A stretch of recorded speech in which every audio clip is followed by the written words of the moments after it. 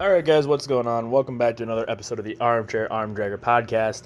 As always, I'm your host, Ben Hersick. This is episode number 39, and we are now post-Royal Rumble, and I am still not over that men's Royal Rumble match. My God, there's a lot to digest there, and I'll go over that in detail when we get to it. That's not going to be for quite a while. That'll be towards the end of the video. I'm hoping to get that at least 10 minutes of talking. But first, we've got to go over Worlds Collide also. That happened last weekend. Excuse me, burping. I don't know why. Probably because I had lunch like maybe an hour and a half ago at this point. But first, as we always start off these podcasts, you can follow myself on Twitter at Churro Soldier. You can follow this podcast at Podcast Armchair. You can follow All Things Combat on Twitter, where we cover professional wrestling, boxing, and MMA at Things Combat. I will be having an article come up hopefully on Sunday. I kind of got inspired to write it today, and I'm hoping I can get it done today with the amount of time I have left before work tomorrow. If not, maybe I can finish it at work. We'll see. Who knows? And also, you can follow the Cauldron at the Cleveland State. Yeah, I'm always bad at figuring out how to intro this one off. You can follow the Cauldron, which I'm the sports editor for, at Cleveland State, on Twitter at CSU Cauldron. We're going to print... Our second issue of the semester comes out on Tuesday next week. I have my interview done. I don't have my article written yet, so great. Yeah, we'll be doing that on Sunday. Super Bowl's also on Sunday. If anybody's asking, I have the Niners over the Kansas City Chiefs. I don't trust the Chiefs' defense, and the Niners have looked great in every facet. If they stop if the Chiefs' defense stops one facet, then the Niners have four other facets that can beat you in. It's that simple to me. But according to my squares, I want the Chiefs to win by 32-30 so I can win some money. This is the one time of the year I gamble, and I am totally fine with it. I might do the college basketball tournament too this year. I don't know. Anyway, that's not pro wrestling. You guys are here to listen to me talk and rant and ramble about pro wrestling. Or you're just here to listen to my voice, in which case, why are you doing that? This is not the best voice you could be listening to. Go listen to Morgan Freeman or somebody. But let's start with Worlds Collide. I actually did watch this event. Day of, like, live. Sunday, I'll discuss why I didn't watch the Rumble live on Sunday. That was a fun story. Not really, it's annoying. But, whatever. So, with Worlds Collide, I wasn't sure what exactly to expect. I mean, yes, we have great superstars from NXT and NXT UK going head-to-head, but a lot of them, I don't know if they've ever shared a ring together before. I know, like, on the pre-show, Mia Yim and Kaylee Ray have shared a ring. Devlin had the familiarity with Banks, I know for sure. I don't know if he's been in the ring with, like, Swerve or with Garza. Ciampa and Gargano had never been in the ring with Bate and Dunn. Or not Dunn, Seven. Still burpy. So, there was a lot of curiosity to me on how things would work and how things would look. Overall, it was a really good show. I really enjoyed it. It kind of had that takeover feel without the takeover flair, which I'm totally fine with. I think it's a good idea. You don't have to have that big show feel every single time. You could have like, oh, hey, there's some good matches here. Takeover Portland's shaping up to look amazing. And I'll talk about that a little bit after this. So let's start with the pre-show match, which was Mia Yim taking on Kaylee Ray. This was good. This is also why it was the pre-show match. Didn't get a lot of time. And to be fair, this is not Mia Yim's fault. I think I talked about this before on another episode. I'm apologizing if I repeat some of the old points I've made. Mia Yim's a good wrestler. She's really good. She's had a bit of a weird... She's in a bit of a weird spot on NXT where she hasn't really clicked with a lot of people since her signing and debuting. At least from what I've been able to glean from social media and all around the internet. But also, she's still really talented. She showed that against Kaylee Ray. She had some good spots. Her code red, I keep wanting to call it the code blue because they call it the code blue even though it's not the code blue. Code blue's a neck breaker. Not a stupid sunset flip powerbomb with a cool name. Probably made by Amazing Red. I don't feel like looking up where the code red was originated from. But she's good. She's great in the ring. But it's just like NXT's women's division is so stacked. It's like she's just another fish in the pond there. So I say what NXT and NXT UK need to do, they need to allow some superstars to like kind of cross over. Like with how stacked the NXT women's division is, what if we did have like little like crossover action where it's like it's not necessarily a call up or a call down if you go from NXT to NXT UK or from NXT UK to NXT. You have kind of a bit of a two-way street there. It's level 1 and level 1A. You can have like Rhea Ripley, Shayna Baszler, Io Shirai, Candice LeRae, and Bianca Belair on NXT, whereas on NXT UK you could have Kaylee Ray, Xia Brookside, Mia Yim, Chelsea Green, Deonna Purrazzo, and maybe even wrestlers like Kaden Carter. I think that's how you say her name correctly. I'm not 100% sure. I didn't watch NXT this week. And Xia Li, who they're getting there. They're still really good, but they have just that little bit more they need to prove. You can use almost NXT UK as a proving ground for some wrestlers, but for wrestlers like Mia Yim, Chelsea Green, Deonna Purrazzo, and Kaylee Ray, and even Xia Brookside, use that as essentially NXT's women's division is super strong right now. We need you to go over here so you can establish yourself and people can have a reason to care about you. Aside from you just being a good wrestler, because I like some characters still. I'll talk about Humberto in a little bit. That's my main thing with him. But this match was good. The finish was a little weird.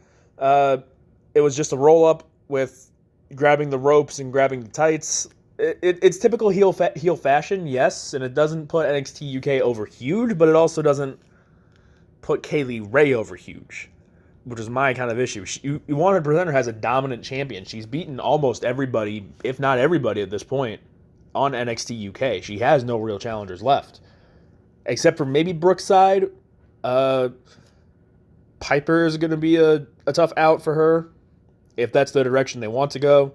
And I'm curious how NXT UK is going to play into WrestleMania weekend. Do they have their own show? Is it technically their own takeover? When do they do it?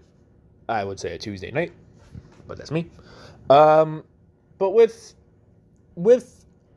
this match, it showed that they do still care about non-title women's matches on big shows for NXT at least, which is something I'm very happy to see, because now with NXT having 5 championships, NXT Men's Championship, NXT Women's Championship, North American Championship, Tag Team titles, and Cruiserweight title. Yeah, having 5 titles, you kind of have to space them out on a takeover. And maybe we could have a pre-show match where we don't have a title match. And maybe let them go 15 minutes and show us what they got. That's just a theory I'm throwing out there. But then we get into the main card, and we started off with Finn Balor versus Ilya Dragunov. I was very excited for this match, because Dragunov is somebody who, until you actually see him wrestle, you don't get it. And then when you watch him wrestle once, you kind of understand it, but you also don't. It takes a couple viewings for Dragunov to actually make sense. He's the best way to describe him in the ring is he's a loose cannon. He's going to do anything and everything possible to actually go out and win the match. He's not just going to go, oh, here's this move, transition to that, transition to this, here's the finisher, here's the win. Dragunov's not going to throw the same thing at you twice. He's going to do different things each time. Am I a little upset in this match we didn't see at least the possibility of Torpedo Moscow ever hitting? Yeah, I'm a little disappointed in that, but also it's not, the end of the world. But Balor winning this match was never a question. It was always going to be Balor. It was never going to be Dragunov. But this also does confirm something. These are 2 guys they are super, super high on. Having them open the show and giving Dragunov, who is nowhere near as proven as Balor, 14 minutes, it's telling me at least that you trust Dragunov to go with one of your top guys that long. Dragunov has to be in line for a title shot in NXT UK. In Dragunov versus Walter, I've watched so much NXT, they've got Walter in my brain. It's Walter. I've told people this before. When there's wrestlers from foreign countries, compared to America, at least. I always try and pronounce the names correctly, which is why I do. Who's a good example? Andrade. I always try and roll the R's in Andrade. Humberto, Angel Garza instead of Angel Garza. That's the best one. And Ilya Dragunov. I'm trying to say it as close to Russian as possible because he is Russian. But there's the whole German background. It's weird. But also, these two, this was essentially the number one contender match. Not like the number one contendership is on the line in any way, shape, or form. But the fact that these are the two number one contenders for the titles. And yes, I know Balor's facing Gargano on TakeOver Portland, but TakeOver Tampa Bay is the one they're building to. If we do not see Cole versus Balor at TakeOver Tampa Bay, I will be very, very surprised. But that might just be me, for all I know. But I think this was a bigger match. Even though he lost, this was a bigger match for Dragunov. He showed a lot of people what he can do, and he's got a lot of people interested in talking about his future. Now the next match was a surprise. You had the Cruiserweight Championship on the line with Angel Garza defending against Isaiah Swerve Scott, Jordan Devlin, and Travis Banks. Banks and Devlin representing NXT UK. Garza and Scott representing NXT. The feud between NXT and NXT UK was never really a talking point during the show, I should say. But it's just essentially, here's NXT UK guys, here's NXT guys and gals, go. That was pretty much the show, and it was a good show. So, this one was fast-paced, which is what you enjoy seeing out of Cruiserweight match. It was nice to see Swerve had some new music. I'm going to need to hear it a few more times to actually know if I like it or not. Because recently they've been hitting it out of the park a lot with music. How far back does it go? At least to Leo Rush. Because ever since then, with new music, they've been hitting it out of the park. I like McIntyre's new theme. Compared to what it was in NXT. Who signed first, McIntyre or Rush? I don't remember. But like Bayley's new theme has been great. Sasha Banks' new theme is great. There's a few other new themes that I'm probably forgetting that are great. Ricochet, Aleister Black. People like that. Like they've had great themes recently. Damian Priest is a great example. Dijakovic is... I want them to start releasing music again on WWE Music on the YouTube app. Because of the fact that the last one they uploaded was like... Okay, the actual last one they didn't upload was the new version of the War Raiders theme. Or Viking Raiders, excuse me. But that's like the second to last one they uploaded. They haven't uploaded Io Shirai's new heel theme. They haven't uploaded Bayley's heel theme. They haven't uploaded Sasha's new theme. They haven't uploaded a lot of stuff. And I'm like, where is it at? Where's Dijakovic's? Where's Priest's? But it's also like okay, back to the match. This was fast-paced. This was high-flying everywhere. The person in control was a bit of a surprise to me. I thought it would have been one of the two heels in Devlin or Garza taking control. But it was Travis Banks. And they explained this well on commentary. Tom Phillips is maybe the most underrated commentator in a very long time. So, you look at him. Banks hasn't had the best of luck since signing with WWE. Yes, he got to the finals of the NXT UK Championship Tournament, Part 2, Electric Boogaloo, in 17,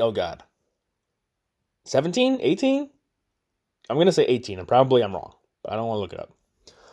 This was his first really big match. He's had a couple of injuries, a couple of small things here and there. He's not really had any big momentum ever since making it to the finals and losing to Zach Gibson, who in turn lost to Pete Dunne.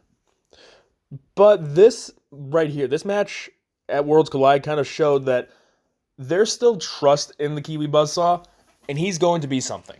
And again, as always, Scott and Garza look great. But the man that won the match was Jordan Devlin. A lot of people, myself included, didn't think they would put the Cruiserweight Championship on somebody from NXT UK. Especially because I think NXT UK is now at least 4 or 5 weeks up on TV. So you can't show any Devlin stuff now. If there is any. I don't know if there is. But Devlin's been killing it lately. He's had great feuds with Walter over in I almost said DDT. It's not DDT. It's OTT. Devlin's had great matches against Walter. He's had amazing matches. He had a great match with Tyler Bate to take over Blackpool 2. He's been killing it. And I am very happy to see that call. And I'm very curious to see what's next. Because like with Scott now, he doesn't really have anything to chase. He's not necessarily ready yet for the mid-card scene in NXT, but I wouldn't mind seeing it at least a little bit. Maybe him going over guys like Kona Reeves, guys who are like kind of trying to find their footing still, and Scott's already an established name. Garza, I thought, was ready for the mid-card scene. Same with Lio Rush. Even though he wasn't in this match, those three could easily be in the mid-card scene in NXT. Especially because after Tampa Bay, I don't really know what's in store for NXT. I'll explain that in a few weeks. So you look at it, though. Is Devlin winning the right call? This one's going to take a little while to see. Because I try and do as much research and look into wrestlers as possible. Devlin's one that kind of I didn't hear a lot about, and then all of a sudden he just showed up, and I've just watched what he's done since signing with WWE. I've heard about his stuff in the indies after him signing, but also like I haven't gone and watched any of it. I'm only one man. I can only watch so much wrestling. But I do think this could be a very good sign of what's to come for Jordan Devlin. Devlin is somebody I think they want to build around and they want to build up. I don't know how long Walter is for NXT UK, if he ever leaves NXT UK, that is. I can explain that a little bit later. But we'll see. Overall, two matches, 2 out of the park, and then they go 3 for 3 with DIY versus Mustache Mountain. This was 22 minutes of pure enjoyment. These 4 guys just going hell for leather, doing everything and having the best sportsmanship in the world. There is nothing you prefer to see compared to that. These guys did everything right. From the great displays of athleticism and sportsmanship in the very beginning between all 4, to Gargano doing taunt with Ciampa, where it's the rapid clapping and patting on the back, to Bate and Seven refusing to tap out to DIY's Gargano escape, and was it a Fujiwara armbar? It was some flipping armbar that Ciampa has that I never remember the name of. I don't think it was Fujiwara. That's going to kill me, and I'll remember like when I'm halfway asleep tonight. But the best thing I think I saw was when there were 2 points. One was when there was a roll-up, and it looked like Gargano was going to kick Bate in the face because Bate was on top to bring up the pinfall. Instead, I think Bate covered his face. He kicked Ciampa's leg to reverse the pinfall, and that made Seven break it up. Really small, minute detail, but very, very good job. And the other one, which I thought was a very good job that took a second for commentary to even get, and it was a great job by Bate even selling it. Bate went for the swanton off the top. Instead of landing on Ciampa, Ciampa pulled Seven, who was holding him down, on top. Bate couldn't tell because he landed on his back. Thought he hit the move. Ciampa went to pin Seven, got the 2 count. Bate turned around, broke up the pinfall just in time. Those 4 get pro wrestling. It's very nice to see. It's very good to see, and I'm very excited to see where they go. Because like I was saying, like some people are done with NXT UK. I don't think Pete Dunne goes back. I don't think Rhea Ripley goes back. Maybe they're there for a crowd shot or something. But those 2 are like long gone and they're not going back ever. I think we can officially say Bate is in that boat. I don't think he's been on a NXT UK taping since his win over Devlin at TakeOver Blackpool 2. Seven, he's got the feud with Dennis going right now. There's supposed to be maybe a street fight soonish. I'm not 100% sure on that. We'll see. Who knows? But I do think at some point soon, Mustache Mountain heads over to NXT because I don't have a name for it better than this, NXT North America, because the tag team division, the tag team scene there needs a lot of help. After Undisputed Era, there's no real teams.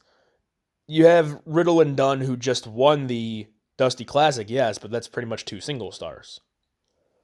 I don't mind it, because if you need tag teams and you have singles guys that aren't doing anything, put them together and see if they work.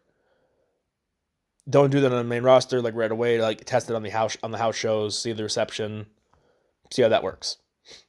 But with NXT, I'm trying to remember the NXT contingent for Dusty Classic, because it was also NXT versus NXT UK.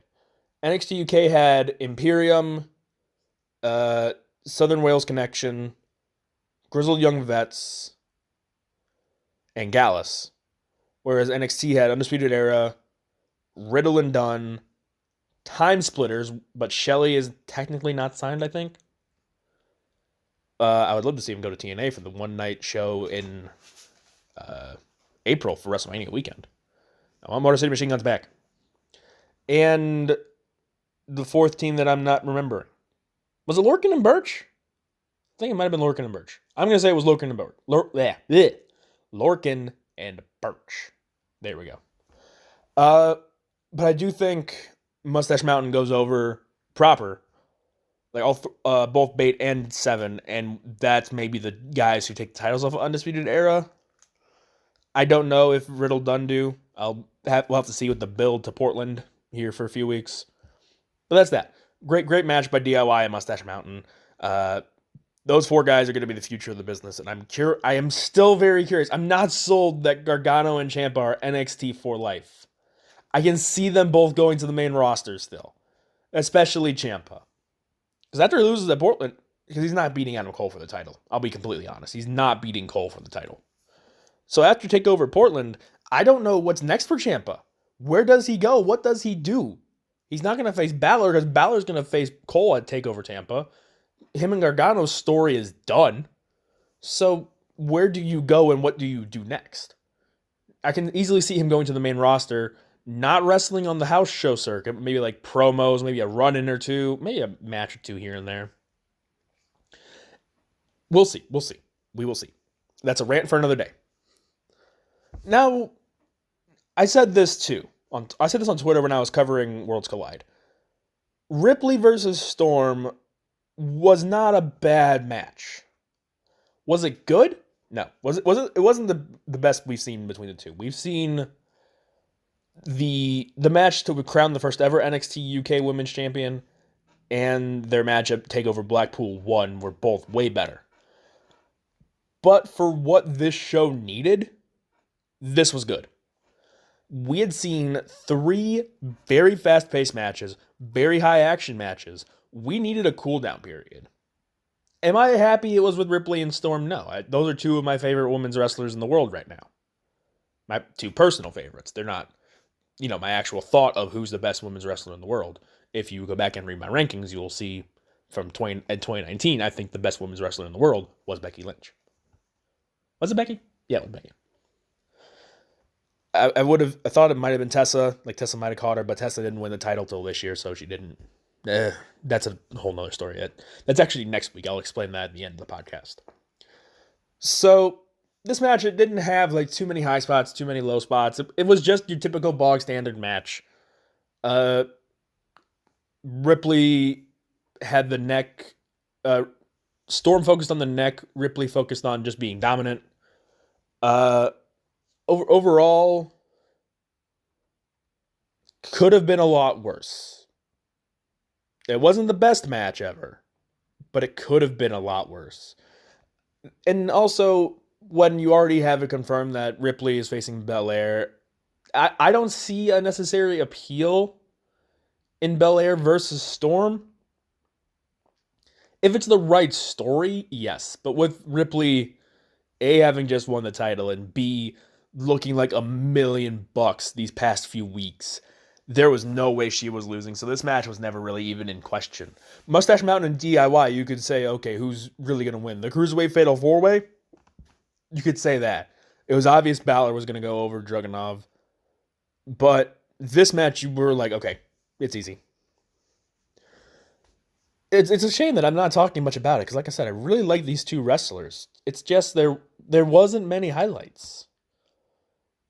The biggest highlight was Storm missing the frog splash and Ripley hitting the Riptide.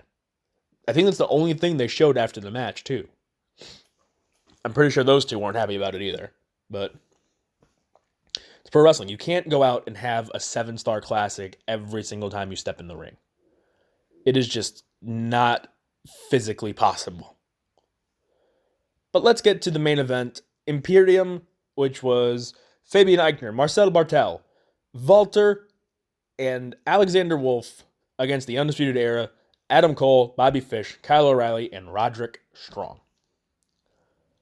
This match took a little while. It took just a little while to get going. It was a good opening, good few opening sequences, but when Wolf got injured, that's when I was like, who can really say whose fault that is? Wolf blames himself. I think Wolf even took to Twitter and said, "My bad." Essentially along those lines. It wasn't actually my bad, but it was like, that's on me or something like that. But like I look at it too. You go back and watch that moment, you can see it's a concussion. And there, because you get typically in, I'm explaining something from karate when I was like 8 years old that still resonates to me today. Your face is pretty much a T-zone. Your eyes are the top half of the T, and from your nose down to your chin is the second half of the T. If you get hit in that T-zone, you're going to have some sort of injury. You can get hit in the cheek and you're fine. You can get hit in the forehead and maybe be okay. But if you get hit in that T-zone, you're going to be hurt. And it looked like Bobby Fish's kick landed right on that T-zone spot for Alexander Wolf.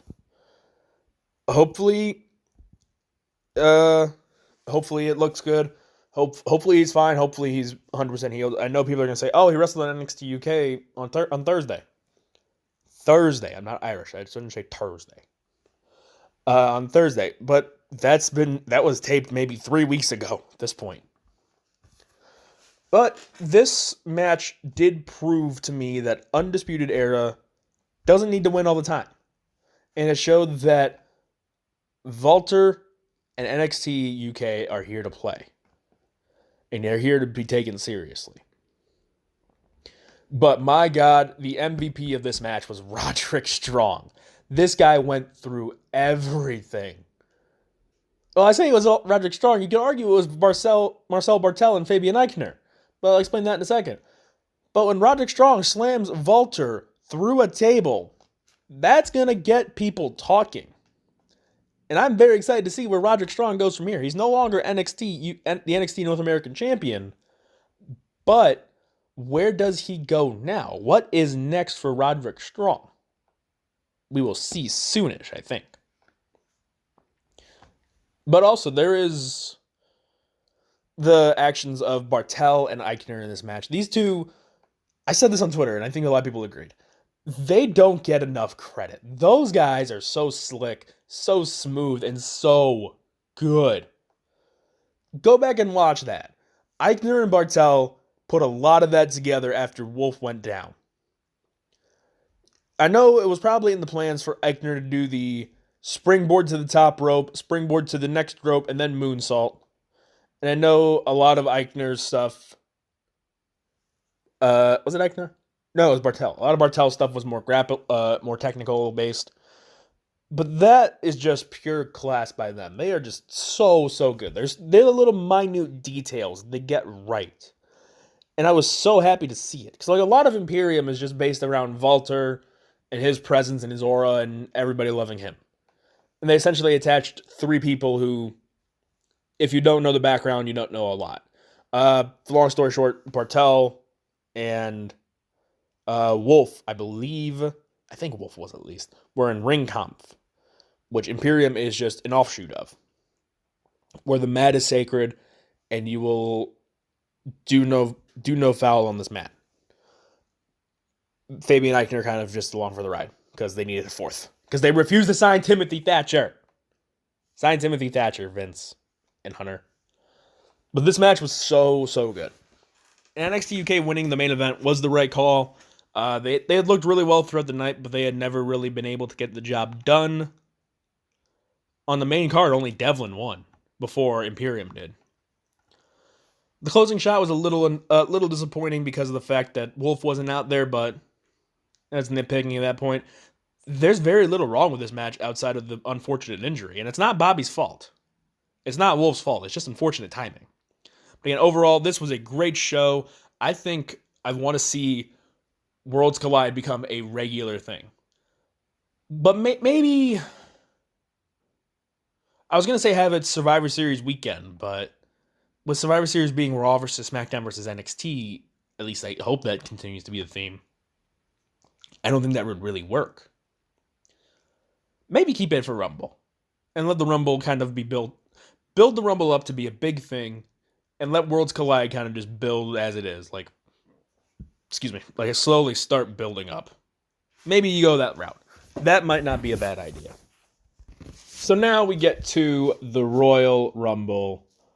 Let's start with the pre-show. I'm not pausing there for oh God, but I'm pausing because I'm trying to remember the pre-show.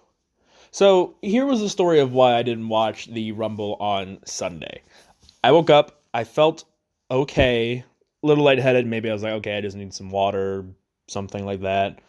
I go upstairs and I have a little bit of food, and long story short, I was sick all day. I was sick. I was either in the bathroom or in bed for a majority of the day. Thank goodness I'm not the only person that does live tweets anymore for all things combat, and Token was able to take over for the Rumble.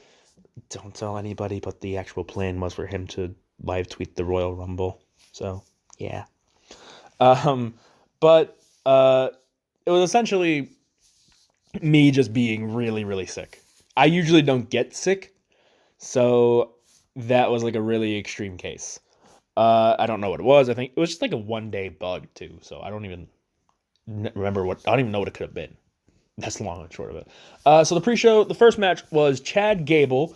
I'm not calling him the other name. It's still stupid.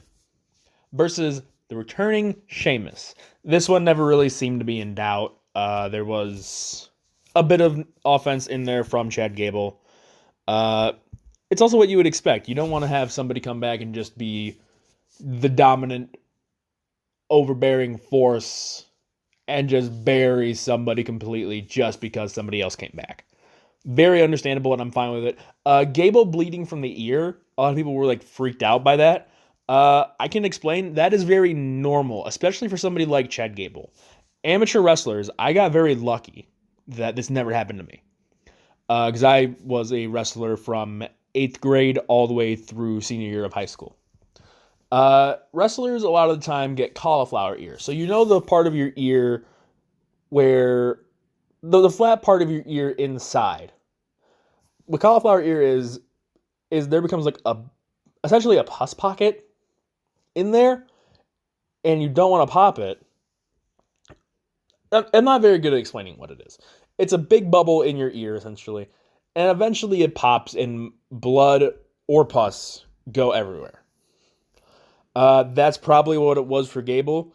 I'm not going to go back and watch the pre-show just to look at Chad Gable's ear, but I'm assuming that's what it was. But yeah, right call for Sheamus to go over. Now let him go after the IC title. Let the man get this Triple Crown. Grand Slam, excuse me, wrong one. No, he would get both because the U.S. title isn't in the Triple Crown. It's a World Championship, the Intercontinental, and a Tag Team title. Although the U.S. should be in there. It's a dumb rule. Dumb rule, but what can you do? Now, let's talk about the second match. Humberto Carrillo challenging Andrade for the United States Championship. Again, these two work pretty well together. There was a good bit of back and forth in the match. And I know, so I mentioned Humberto a little bit earlier. Here's the problem a lot of wrestlers have. They're just good wrestlers. That's it. There's no other real character traits about them. So that's the thing with Humberto right now. He's He's the best example. Buddy Murphy, there's a character. Aleister Black, there's a character. Seth Rollins, there's a character. Drew McIntyre, there's a character. Even Roman Reigns, there's a character. What's Humberto's character? What does he do? Where's his edge? What can he do to kind of, step up his game? It's a small critique, yes, but it's also something that's very important in pro wrestling. He just doesn't really have. I'm trying not to burp again. He doesn't really have that character. He has all the skills, all the ability in the world, but without that character, he's just another face in the field, essentially. He's just there. And I don't want to see that. So, if Humberto can develop a character, then we'll see what he can do. But right now, the right call was for Andrade to keep that title.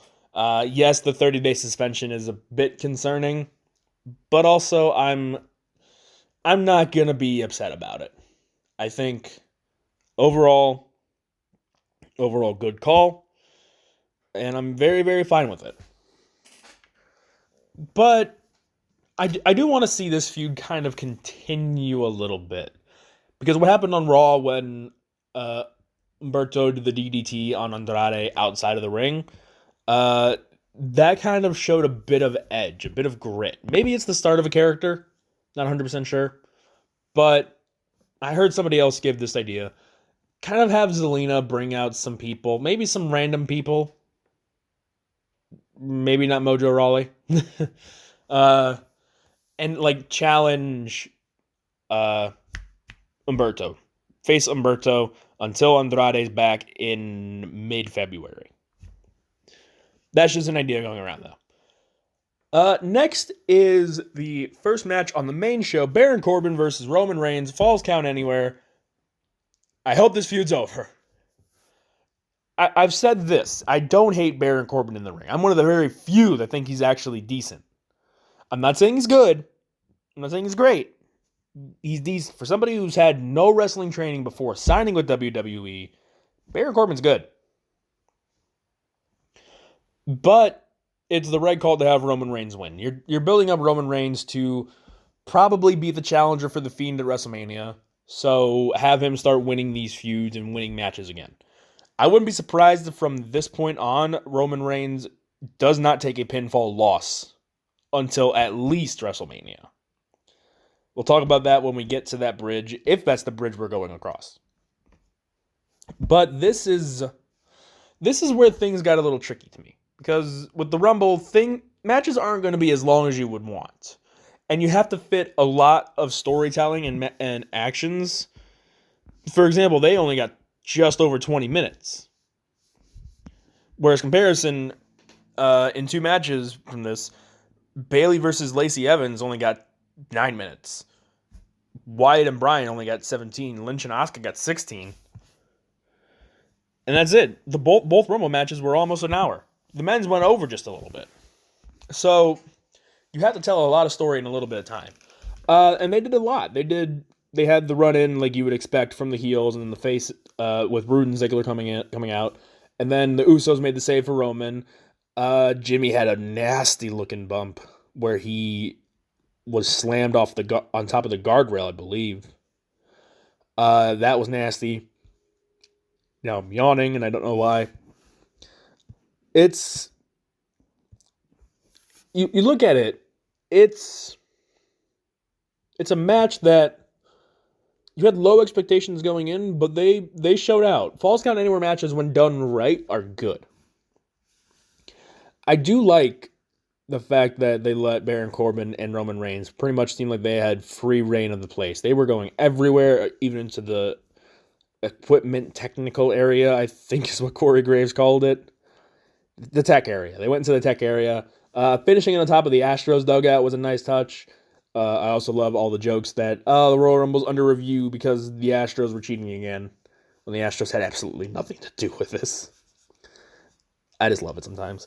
But also, if this is the end of the feud, it's a good end. The good guy won. Let's end it here. Let's not talk about it anymore. And let's just go on to something else. They're facing off again tonight.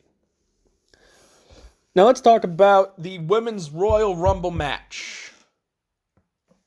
Was anybody else a little disappointed? And I'm not saying it was a bad match. It was.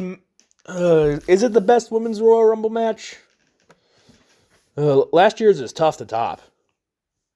But it was good. It was still good. The action was still good. The match was still good. My problem is not the winner. But let's talk about a few things here. First, Bianca Belair. Amazing performance. Not one I was expecting. I love Bianca. She's a great wrestler. She's, again, somebody who, with no wrestling knowledge prior to WWE, took to this really freaking fast. She's going to be something. And I thought she might be in the Rumble. She could be in there somewhere.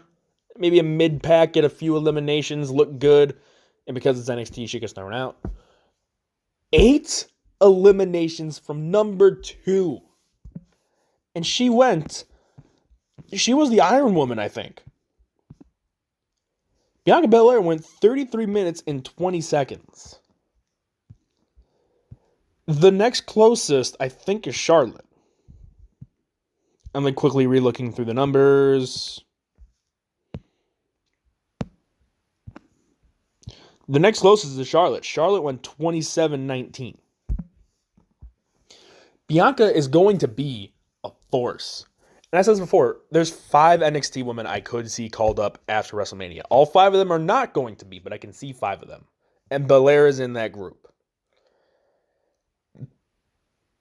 Though I was a little annoyed that Baszler came out and tied her record in the same match, but also I think that actually is not a bad thing. This speaks volumes for the Rumble itself. Bianca's out there checking out people who are coming in while she's out there enduring everything. Baszler's coming in and picking off the weak ones. The ones who have been in there for a little while, who necessarily aren't big names, yes, but also people who are seen as easy eliminations. Let's see, who'd Baszler eliminate? Toni Storm, who had a long match the night before. Naomi, who was in there for 22 minutes. Beth Phoenix, who was in there for 23.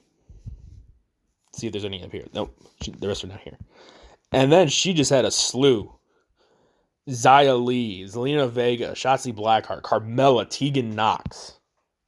None of them were in there for over 11 minutes except for Xia Li, who was in there for 10. That is something. And it does speak to like the different facets of the Royal Rumble, where you're either going to be the person with all that stamina who can eliminate a bunch of people no matter how late it is into a Rumble, or somebody who comes in and picks off everybody possible. And have that ultimate opportunist mentality. I'll get to that in a minute. I'm very excited for it. But also, Charlotte winning. I'm not mad. At first, I was confused. But now that I think about it, and if the match we're rumored to get is what we're getting, this is the only way to set that up. So, does it necessarily make more sense for Shayna Baszler to have won the Royal Rumble? Yes, I think it makes a little more sense. But you can still tell the Becky Lynch, Shayna Baszler story without the Royal Rumble win. If we don't get Lynch versus Flair for the 18,746th time, I will applaud WWE. This would have been the right call. I don't want to see Charlotte go over to SmackDown. If the Sasha Banks injury is more serious than we know, rumored injury at least, if it's more serious than we know, maybe you do Charlotte versus Bayley just so that way you have the SmackDown Women's title on there. But if we are getting Charlotte Flair versus Rhea Ripley for the NXT Women's Championship at WrestleMania. There's no other way to set up that feud, and I am very, very fine with having this be the way we get to that match. So, that's the Women's Rumble. Was I annoyed by it? At first, yes. But now that I sit back, it's been about a week. I sit back and think about it. It makes sense.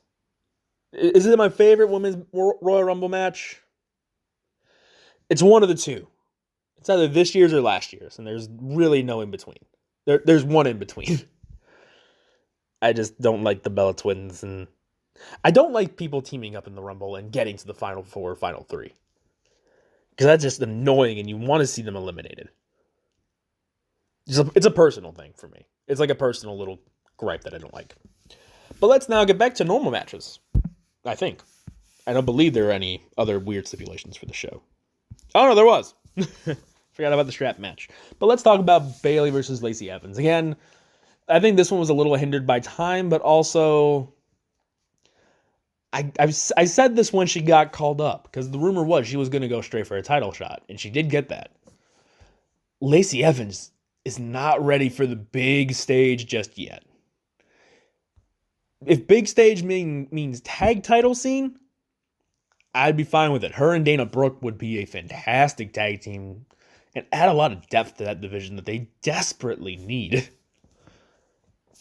Just quick put Robbie Stone, put Deonna Purrazzo with Chelsea Green, with Rob Stone, so that way there's a tag team in NXT. We can get a tag team in Dana Brooke and Lacey Evans on SmackDown, and we can get the Kabuki Warriors on Raw. There we go. There's a triple threat for WrestleMania for the tag team titles. Maybe Beth and Natalya are in there too. I don't know. I didn't mention Beth Phoenix. Damn it, I wanted to mention Beth. Okay, we're going back to the Women's Royal Rumble. We're not talking about Bayley Lacey Evans yet. Huge props to Beth Phoenix. Early in her run for the Women's Royal Rumble, she got at the back of her head hit the ring post, not the turnbuckle, the post, and was busted open, and you just saw red in the back of her hair. And she was in there for quite a while. Where is Beth Phoenix? She's in yellow, right? Because she's NXT. She was in there for 23 minutes. Only got one elimination, Natalya. But still, huge props to Beth. Okay, back to Lacey Evans and Bayley. And also this match was hindered. The Bayley-Lacey Evans match was hindered by time. There was not a lot of time for that match. Under 10 minutes, you can't tell too much of a story. You can do so much. They did what they could, and I give them that. I give them credit. I think their feud should be over. I don't want it to continue. And I want Bayley to focus on somebody else. Maybe we see a feud with Carmella at least for Elimination Chamber. Maybe Fastlane too. But if Bayley Banks is not the match at WrestleMania, I will be very shocked. I want to see that. I want it to be the actual match. Let's make it happen. Let's have it happen. Hopefully Sasha Banks is healthy by WrestleMania. She should be. Her and I think two other guys will be too. The one is Samoa Joe. I'm not going to talk about Joe in the Rumble because he didn't do a ton. But I do think that Joe should be cleared by then because I believe it's only a concussion. The other one is AJ, and I will talk about that a little bit. Next is the strap match versus where Daniel Bryan challenged The Fiend for the WWE Universal Championship. So, first off with this match, no red lighting. Really good thing to see. Very happy that's gone. At least for this match. I hope for forever. It's Bryan and The Fiend, and they work well together. And to be fair, with Bryan, now I'm curious to see what could change about him. I don't expect much, too. Because he's already been changed by The Fiend. But also, with Bryan losing, where does this go? How do we get to WrestleMania for Daniel Bryan? Somebody laid it out there. Nakamura, Bryan, Strowman, Sheamus, Intercontinental title Fatal 4-Way. I'm not opposed to that. I like that idea. But let's see where that goes. Because I do think we're also going to get a Elimination Chamber match from SmackDown where it's number one contender, or essentially winner gets championship match at WrestleMania. And I'm trying to think of who would be in there. 3 obvious names are Daniel Bryan, Roman Reigns, and Baron Corbin. But there's still 3 other spots. Maybe you throw... Who else even fits? I wouldn't give the spot to Elias. I don't think he really needs it right now. We'll pull up the SmackDown roster and see who actually would make sense for this match. There it is. Let's see. SmackDown. Nakamura does, but he's got the championship. Cruz, no. Kofi. So that's 4. Dolph, just because, and that makes 5. Morrison and Miz will probably be busy. Oh no, Kofi's going to be busy. So it's back to 4. Maybe put Mustafa Ali in there. And maybe Rude. No, that would give what's his face a better advantage. Maybe, This is why the SmackDown one's hard. There's not as many people. But we'll see. Overall, another really good match. I think this is also the end of that feud, but they need Bryan to at least have something to do leading up to Mania. At least I think so. And speaking of, I don't have a transition. Next up is the Raw Women's Championship match between Asuka and Becky Lynch, with Becky looking to retain her Raw Women's Championship. These two worked really well together. I think that was obvious from TLC last year, but also, 2 years ago. I'm still not used to saying 2020 as this year. But these two work really well together. It's a very, very interesting story they told because Becky's trying to collect this debt. Asuka wants that championship. That would make Asuka a Grand Slam champion. For Becky to win the Grand Slam, she has to lose the Raw Women's Championship, win the tag titles, and then go back to NXT to win the NXT Women's Championship. God, Becky's had a weird way to get to this point. But Becky finally collecting this debt makes me happy. I'm also very happy there was no signs of Ronda Rousey, because if there was signs of Ronda Rousey, one of 2 things was going to happen. 1, I was going to punch somebody. Or 2, she was going to cost Becky Lynch the Raw Women's Championship. If she cost Becky the Raw Women's Championship after Charlotte won the Rumble, then I would be very fine with it because that would mean we aren't going to see Charlotte versus Ronda versus Becky again. We're going to see Charlotte versus Becky one-on-one. Charlotte's going to challenge Asuka. And then you have Bayley Sasha. Maybe you'd still throw NXT in there somewhere. Who knows? But no Ronda means Becky's going into Mania as champion. Like I said, you can technically tell this the Becky Baszler story without the Rumble win. Becky technically didn't lose at Survivor Series, but technically she didn't win. This entire championship run, she's been almost undefeated at pay-per-views. She lost the Survivor Series and she lost the TLC. TLC, she's now avenged both of those losses. She's beaten Kairi Sane, and she's beaten Asuka. The only person she hasn't beaten is Shayna Baszler. So she could call Shayna out. Or Shayna could just show up and be like, you never beat me. There's your story. It'll be an interesting road. We'll see how that goes. And now the main event of the Royal Rumble, the men's Royal Rumble match. There's one part I really want to talk about, but let's start at the beginning. Let's start with number 1, Brock Lesnar. Did the Brock eliminating people bit go on for a little too long? Yes. Am I happy it went on for a little too long? Also, yes. Here's why. One, you look at who he was throwing out. It's people who aren't going to main event WrestleMania this year. Let's see. Who do you throw out? Who did Brock Lesnar eliminate from the Royal Rumble in 2020? A lot of people. He eliminated Elias, Eric Rowan, Robert Roode, John Morrison, Kofi Kingston, Rey Mysterio, Big E, Cesaro, Shelton Benjamin, Shinsuke Nakamura, and MVP. That's not bad. Kofi lasted quite a while, actually. 5 minutes.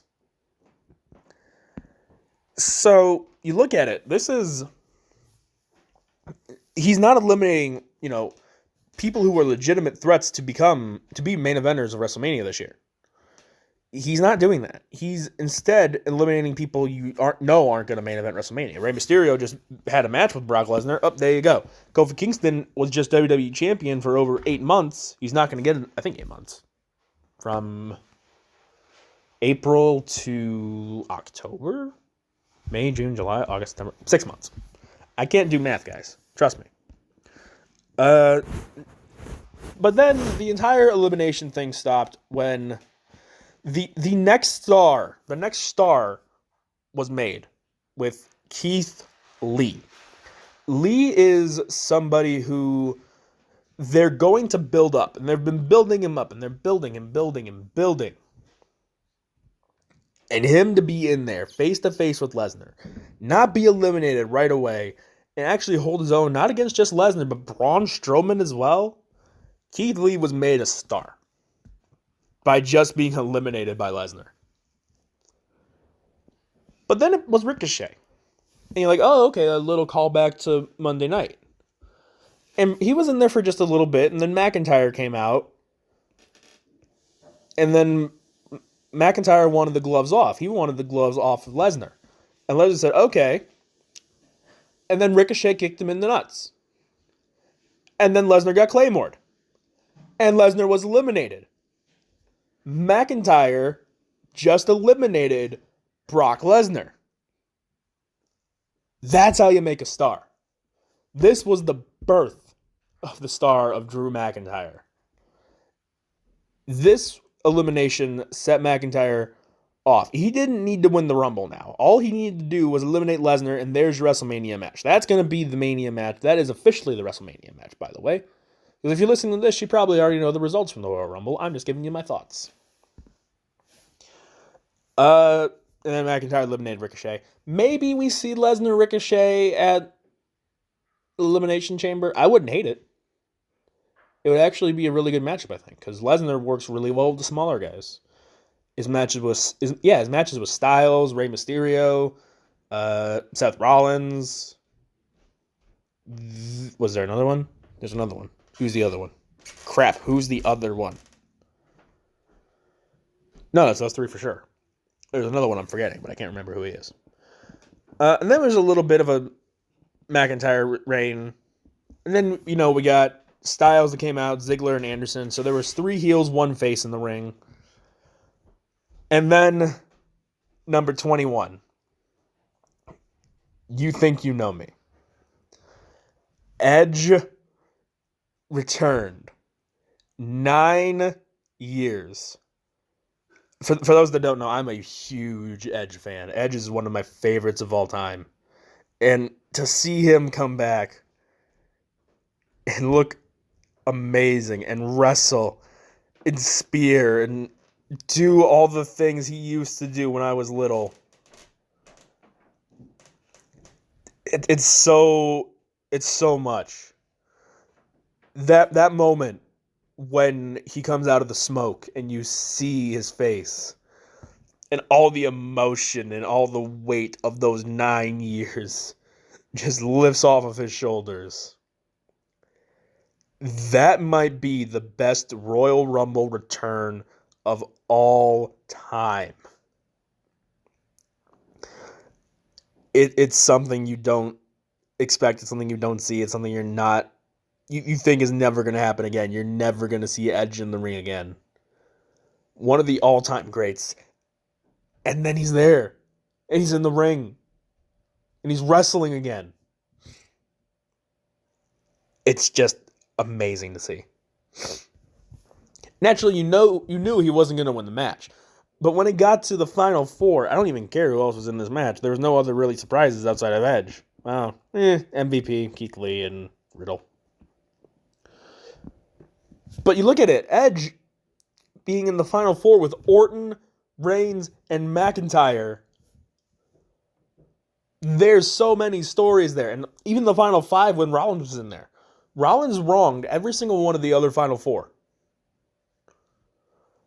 And that showed. And Edge grabbing Rollins' stupid head. Because I'm saying that because Rollins is a heel.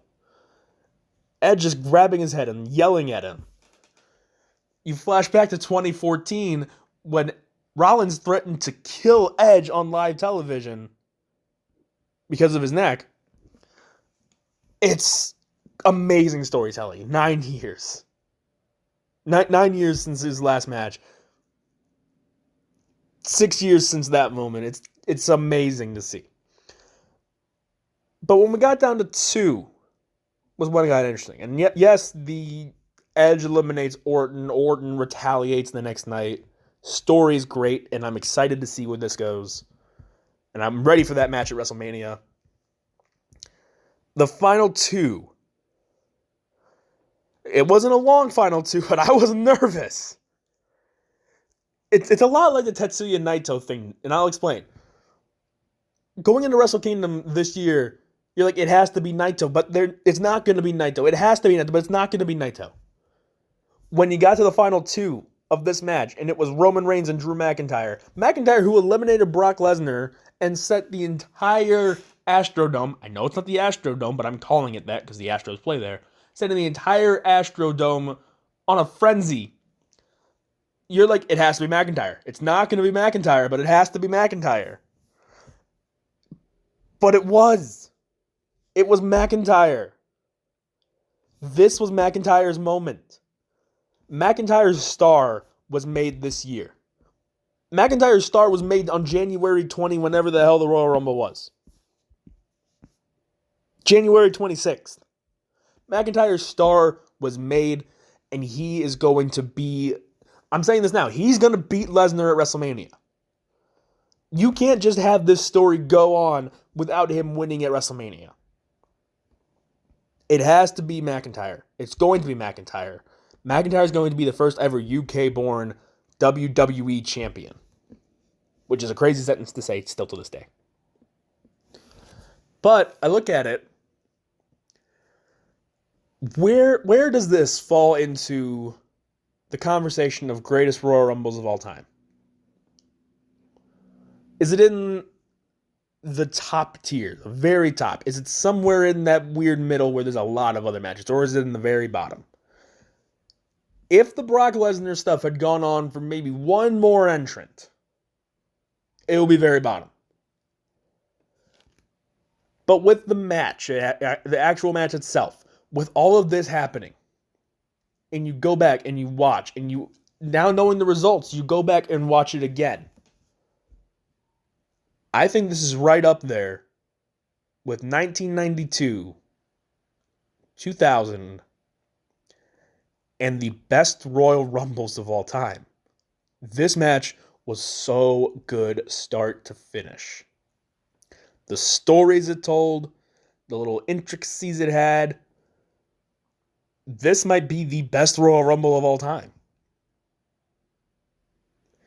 And yes, I focused on a couple of small things, but there's so many other things. Yes, there was a small little Riddle bit. There was Rollins and his buddies attacking random people. Well, specific people to their feuds, but I digress. This road to WrestleMania kicked off on such a high note. This was an amazing match. This was an amazing show. And and for the first time in a couple years, I think. For the first time in a couple years, I'm excited for every facet of WrestleMania this year. When Nakamura won the Rumble, I was excited for Nakamura Styles. I wasn't excited for anything else really on that WrestleMania card. But when we get to WrestleMania this year, I think I'm excited for everything. But also, you look at it, how my brain works. I'm already thinking, who's next year? Who's got to win? Who's winning it next year? And three names came to mind: Roman Reigns. Well, four for me: Roman Reigns, Daniel Bryan, AJ Styles, and Shinsuke Nakamura. And I can explain. Nakamura and Styles have said this is their final deal, and they want to be done after this. Styles has 2 Rumbles left on his deal. He signed a 3-year deal in late-ish fall. Maybe early fall. And, well, my early favorite next year is Bryan. Because Bryan still needs to win one in his career. I can see Styles makes sense to win a Rumble in the next 2 years. I want Nakamura to win one because I want him to win another one because I want him to have that WWE Championship. It's the only thing really missing from his resume. And you look at everything Nakamura's done. For him not to have at least one reign with that championship would be a damn shame. And there's still time to fix him. There is still so much time to fix him. But that is it for this podcast. Yes, this one was long again. I enjoy rambling about wrestling, it seems. This is long. Thank you guys so much for listening. That's the Royal Rumble. We're on the road to WrestleMania. Elimination Chamber's coming up. I'm excited. Next week, we take a break from actually looking at wrestling cards and predictions and whatnot. And we're going to talk about something that one of my coworkers had the idea of. What does it be? Yeah, I messed it up already. What does it mean to be a world champion in 2020 in pro wrestling? That's next week. Thank you guys again, like I said, so much for listening. If you like what you heard, hit the like button. If you really like what you heard, hit subscribe. You can follow myself on Twitter at Churro Soldier. You can follow this podcast at Podcast Armchair. You can follow All Things Combat on Twitter over at Things Combat. Cover professional wrestling, boxing, and MMA. I have an article coming out on Sunday. Hopefully, I'm going to get it started as soon as after I eat dinner. And you can also follow The Cauldron on Twitter at CSU Cauldron. I'm the sports editor over there. Issue 2 is on Sunday. No, issue 2 is when we lay it out on Sunday. The issue will actually be out on Tuesday with articles being up online same day. I'll have those linked in the description of the next episode. But that's it for this one. My throat hurts, and I'm going to go drink a lot of water. Bye.